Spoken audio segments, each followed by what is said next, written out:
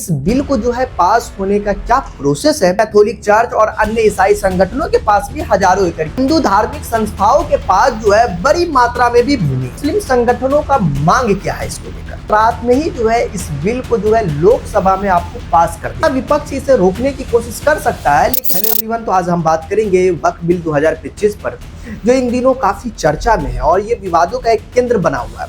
और इस बिल से जुड़ी सच्चाई क्या है, क्या यह किसी विशेष समुदाय के अधिकारों को प्रभावित करता है और सरकार इसे क्यों लेकर आ रही है, और इस बिल को जो है पास होने का क्या प्रोसेस है वो भी जानेंगे। तो चलिए दोस्तों, इसे स्टार्ट करते हैं। दोस्तों, सबसे पहले समझते हैं कि वक्फ क्या होता है। वक्फ एक इस्लामिक धार्मिक एक संपत्ति होती है जिसे धार्मिक या समाज सेवा के उद्देश्य के लिए जो है अस्थायी रूप से इसे दान किया जाता है। और भारत में वक्फ संपत्तियां को जो है मैनेज करने के लिए वक्फ बोर्ड बनाया गया। तो असल में जो है वक्फ बोर्ड की जो जमीनें होती है उसका इस्तेमाल कैसे होता है।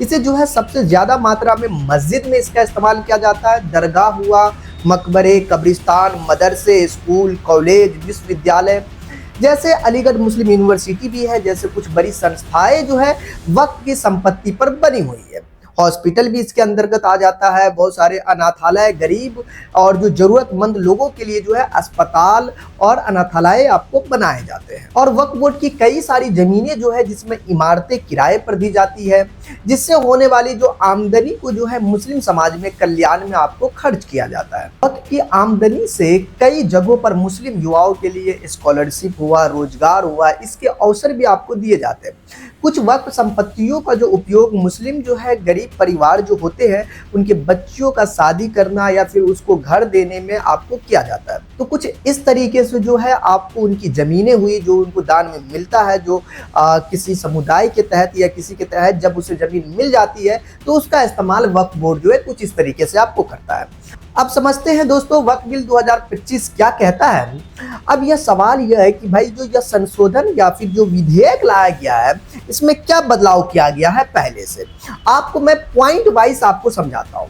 सबसे पहले इसमें जो है आपको बड़ा बदलाव है जिसमें कि आपको वक्फ बोर्ड में गैर मुस्लिम सदस्य होंगे। मतलब यह है कि सरकार इस बिल के जरिए जो है वक्फ बोर्ड में गैर मुस्लिम सदस्यों के नियुक्ति का आपको प्रावधान कर रही है। मतलब आपको जो है जो गैर मुस्लिम होंगे वो इसके अंतर्गत आपको रहेंगे। और सरकार का इसका कहना है कि इससे जो है पारदर्शिता ज्यादा रहेगी। अब दूसरे नंबर पर जो है विवादित वक्फ संपत्तियां का जो प्रबंध है, अब सरकार के पास यह अधिकार होगा कि यह विवादित जो है वक्फ संपत्तियां के स्वामित्व पर निर्णय ले सकेंगे सरकार। लेकिन पहले ऐसा नहीं होता था। इसमें जो है आपको वक्फ बोर्ड जो होते थे वही निर्णय लिया करते थे। ये आपको संशोधन होगा इस बिल में। वक्फ संपत्तियों पर जो है कब्जा रोकने के लिए जो है नया प्रावधान इसमें लाया गया। जैसे कि कोई वक्फ संपत्तियां पर अवैध कब्जा करता है तो उस पर कड़ी कार्रवाई की जाएगी। ये सब जो कहना है दोस्तों, ये सब आपको जो है सरकार का कहना है कि इस बिल में जो है आपको इस तरीके का आपको बदलाव किया जाएगा। अब इस बिल पर जो है विरोध और समर्थन की हम बात करते हैं दोस्तों।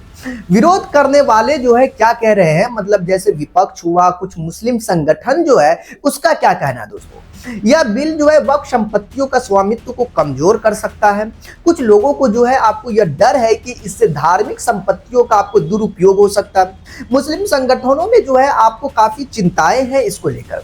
मुस्लिम संगठनों का दावा है कि यह विधेयक वक्फ बोर्ड की संपत्तियों को सरकारी नियंत्रण लेने की कोशिश करेगा। All India Muslim personal law board जो है या फिर अन्य मुस्लिम संगठन का जो कहना है कि यह विधेयक मुस्लिम समाज को धार्मिक और सामाजिक स्वतंत्रता को आपको प्रभावित कर सकते हैं। ये जो है आपको विपक्ष और मुस्लिम संगठनों का जो है मतलब आपको ये इस तरीके का विरोध है और इसे मुस्लिम समुदाय के खिलाफ एक साजिश के रूप में आपको देख रहे हैं। तो कुछ इस तरीके से जो है आपको विपक्ष और मुस्लिम संगठन जो है इसे आपको बयां कर रहे हैं, मतलब इसका विरोध जता रहे हैं। अब बात करते हैं दोस्तों मुस्लिम संगठनों का मांग क्या है इसको लेकर। सबसे पहले विधेयक को जो है वापस लिया जाए या इसमें आपको बदलाव किया जाए।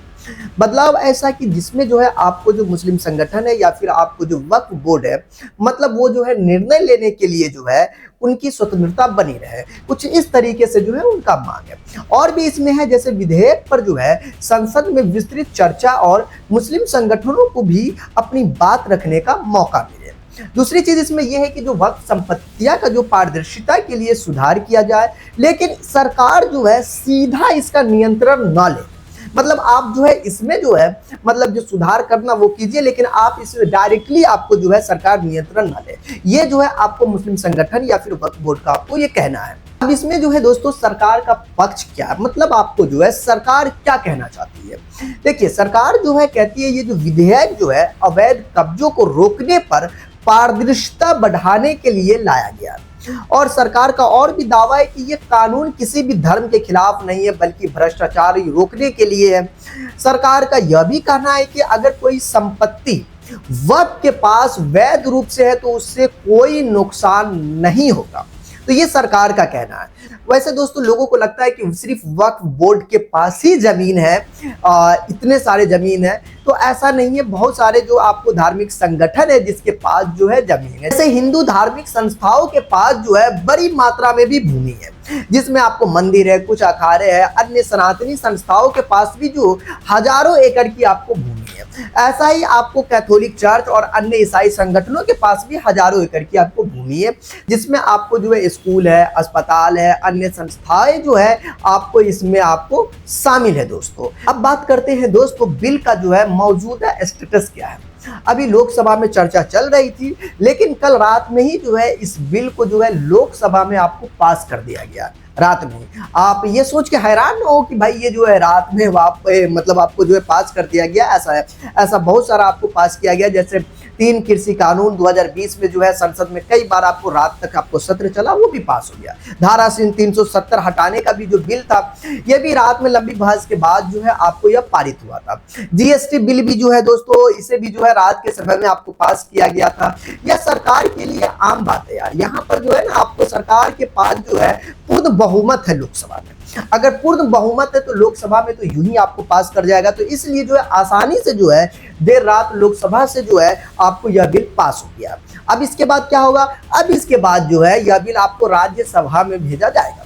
वैसे राज्यसभा में जो है जहां एनडीए के पास पूर्ण बहुमत तो है, लेकिन थोड़ा सा आपको उससे पीछे है, वहां विपक्ष इसे रोकने की कोशिश कर सकता है, लेकिन सरकार और अन्य पार्टियां या जो आपको निर्दलीय संसद का जो है समर्थन लेकर इसे पास करा सकती है। तो सरकार के पास राज्यसभा से भी पास कराना काफी आसान है, और फिर इसे जो है राष्ट्रपति की मंजूरी के बाद जो है यह आपको कानून बन जाएगा। वैसे आप सोचेंगे कि भाई राष्ट्रपति अगर मंजूरी ना दे, लेकिन मैं बता दूं दोस्तों अगर जो है सरकारें मजबूत होती है तो राष्ट्रपति को जो है मंजूरी देना पड़ता है। तो ये चीजें इसमें आपको कोई शक नहीं है।